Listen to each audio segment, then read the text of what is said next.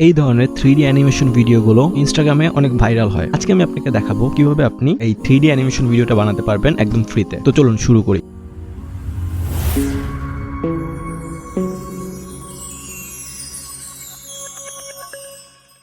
প্রথমেই আমার একটা ইমেজ লাগবে, তো এর জন্য আমি একটা এআই ব্যবহার করব।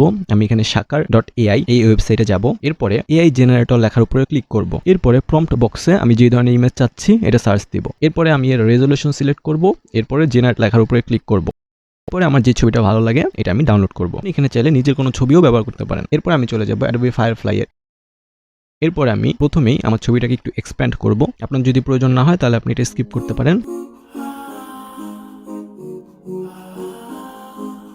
এরপরে আমি সিলেক্ট ব্যাকগ্রাউন্ড লেখার উপরে ক্লিক করব। এরপরে ইনভার্ট সিলেকশন লেখার উপরে ক্লিক করব। এরপরে আমি বাম পাশের মেনু থেকে রিমুভ সিলেক্ট করে জেনারেট লেখার উপরে ক্লিক করব। তাহলে আমার সাবজেক্টটা ডিলিট হয়ে যাবে এবং আমার শুধু ব্যাকগ্রাউন্ডটা থাকবে।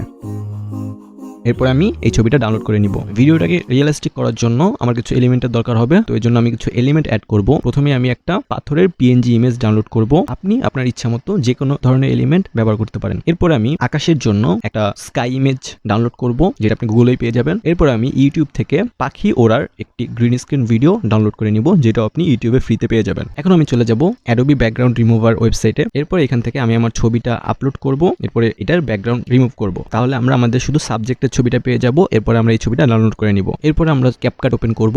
এরপরে আমাদের সবগুলো এলিমেন্ট ক্যাপকাটের মধ্যে ইম্পোর্ট করব। এখানে আপনি চাইলে অন্য কোনো ভিডিও এডিটিং সফটওয়্যার ব্যবহার করতে পারেন, যেমন প্রিমিয়ার প্রো, কিন্তু এখানে আমি ক্যাপকাট দিয়ে দেখাবো কারণ এইটা কম্পারেটিভলি ব্যবহার করা ইজি, যাতে আপনারা সবাই ব্যবহার করতে পারেন। এরপরে প্রথমেই আমি ব্যাকগ্রাউন্ডের ছবিটা টাইমলাইনের উপর নিয়ে আসবো। এরপর আমি অ্যাসপেক্ট রেশিও 9:16 রাখবো, কারণ এটা আমরা রিলসের জন্য ভিডিওটা বানাচ্ছি। এরপর আমি সাবজেক্টটা টাইমলাইনের উপর নিয়ে আসবো। এরপর আমি পাথরের ছবিটা টাইমলাইনের উপর নিয়ে আসবো। এরপরে আমি পাথরের কালারটা আমার ছবির কালারের সাথে ম্যাচ করাবো, যাতে এটা বোঝা না যায় যে প্রত্যেকটা এলিমেন্ট আলাদা আলাদা যোগ করা হয়েছে। তো আমি এর জন্য পাথরের ছবিটা সিলেক্ট থাকা অবস্থায় অ্যাডজাস্টমেন্টে যাব। এরপর আমি এর টেম্পারেচার কিছুটা বাড়িয়ে দেবো, কারণ আমাদের মেইন ছবিটা একটু ওয়ার্ম ছিল। এরপর আমি কার্ভসে যাব, কার্ভসের উপরের পয়েন্টটা একটু নিচে নামাবো। এরপর আমি আকাশের ছবিটা ড্র্যাগ করে আনবো এবং টাইমলাইনের উপর রাখবো। এটাকে আমি একটু স্কেল আপ করব। এরপর আমি আকাশের ছবিটা একদম নিচের লেয়ারে রাখবো।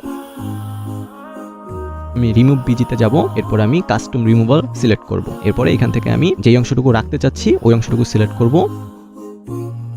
এখন আমি অ্যাপ্লাই লেখার উপরে ক্লিক করব। তাহলে আমাদের ঘাসের অংশটুকু থাকবে এবং আকাশের অংশটুকু ইরেজ হয়ে যাবে। এক্ষেত্রে অবশ্যই আপনাকে ক্যাপকাট প্রিমিয়াম থাকতে হবে, না হলে আপনি অন্য কোনো ফটো এডিটিং সফটওয়্যার থেকে এভাবে আকাশের অংশটুকু রিমুভ করে ওই পিএনজি ছবিটা ক্যাপকাটে ইম্পোর্ট করবেন। এরপর আমরা আকাশের ছবিটা আমাদের মেইন ছবির সাথে অ্যাডজাস্ট করব। এর জন্য আমি অ্যাডজাস্টমেন্টে যাব। এরপর আমি এর টেম্পারেচার কিছুটা বাড়িয়ে দেবো। এরপর আমি এর স্যাচুরেশন কিছুটা কমিয়ে দেবো। এরপর আমি কার্ভস থেকেও এর হাইলাইট একটু কমিয়ে দেবো। তাহলে দেখুন এখন কিন্তু আমার আকাশের ছবিটা এবং মেইন ছবিটা ম্যাচ করেছে এবং এটা বোঝা যাচ্ছে না যে দুইটা আলাদা আলাদা ছবি। এরপর আমি গ্রিন স্ক্রিন ভিডিওটা টাইমলাইনে নিয়ে আসবো এবং আমার সাবজেক্টের পিছনে রাখবো। এরপর আমি ভিডিও মেনু থেকে রিমুভ বিজি সিলেক্ট করব এবং ক্রোমা কি সিলেক্ট করব। এরপর আমি কালার পিকার থেকে গ্রিন কালারটা সিলেক্ট করব।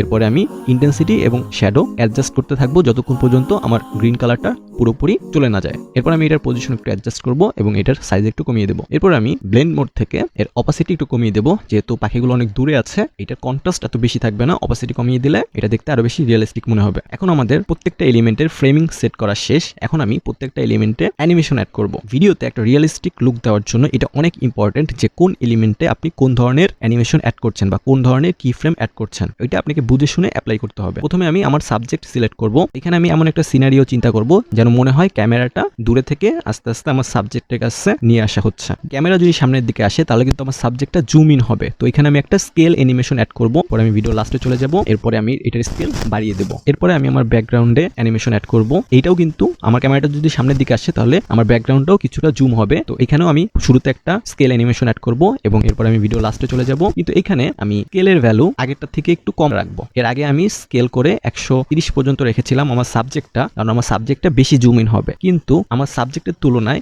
আমার ব্যাকগ্রাউন্ডটা কিন্তু অত বেশি জুম ইন হবে না যদি আমি রিয়েলিস্টিক ভাবে চিন্তা করি। তাহলে আমি এখানে 120 স্কেল রাখবো। এখন আমি আমার পাথরটার উপর অ্যানিমেশন অ্যাড করব। আপনি যদি দেখেন পাথরটা কিন্তু আমার একদম সামনে আছে। আমার ক্যামেরাটা যদি আমার সাবজেক্টের কাছে যায় তাহলে আমার সাবজেক্টের মতো পাথরটা কিন্তু আর সাইজে বড় হবে না, বরং পাথরটা আস্তে আস্তে ফ্রেম থেকে চলে যাবে। তো এই অ্যানিমেশনটা দেওয়ার জন্য এখানে আমি কোনো স্কেল অ্যানিমেশন দেবো না, এখানে আমি পজিশনের উপর একটা অ্যানিমেশন অ্যাড করব।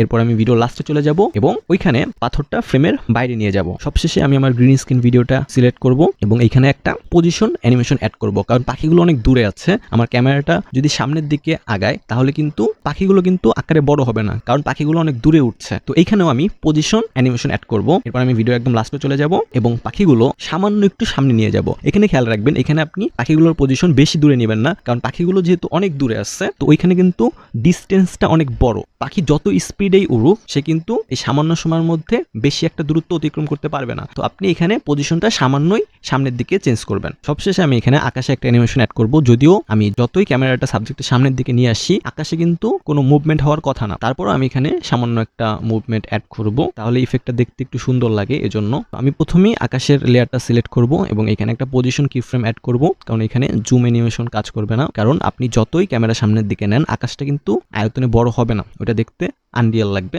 তো এজন্য এখানে আমি একটা পজিশন অ্যানিমেশন অ্যাড করব হালকা একটু। এজন্য আমি একদম ভিডিও লাস্টে চলে যাব এবং আকাশটা হালকা একটু নিচের দিকে নিয়ে আসবো। মনে রাখবেন, আপনি যখন একটা ক্যামেরা সাবজেক্টের কাছে নিয়ে আসছেন তখন ক্যামেরার কাছাকাছি যে বস্তুগুলো আছে ওগুলো কিন্তু আয়তনে বড় হয়, ওইখানে আপনি জুম ইন অ্যানিমেশন অ্যাড করবেন এবং ক্যামেরা থেকে যে জিনিসগুলো যত বেশি দূরে থাকবে ওই জিনিসগুলো তত কম সাইজে বড় হবে। এটা মাথায় রেখে আপনি প্রত্যেকটা এলিমেন্টের মধ্যে কি ফ্রেম অ্যাড করবেন। সবশেষে আমি উপরের কর্নার থেকে এক্সপোর্ট লেখাতে ক্লিক করব এবং আমার ভিডিওটা এক্সপোর্ট করে নিব। আশা করি আপনার ভিডিওটা ভালো লেগেছে, and thanks for watching this video.